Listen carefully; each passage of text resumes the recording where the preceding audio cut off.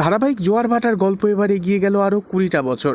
মহারানী যে আসলে নিশা জানতে পেরে গিয়ে পুলিশ ডিপার্টমেন্ট মহারানীকে হাতে নাতে ধরবার জন্য ফাঁদ পাতে। অন্যদিকে সন্তান সম্ভবা উজি জিৎ বাসুর সাথে হাতে হাত মেলায় আর বলে দুষ্কৃতীদের বিনাশ করতে গেলে আজকের এই অপারেশনটা ভীষণ জরুরি।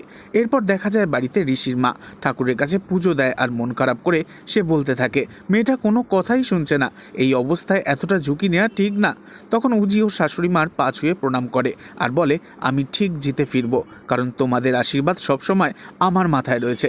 অন্যদিকে দেখা যায় নিশা দুষ্কৃতীদের সাথে হাতে হাত মিলিয়ে বড় বাহিনী বানায় আর সেই দুষ্কৃতীদের হামলা করতে গিয়ে দুষ্কৃতীদের গুলিতে আহত হয় উজি।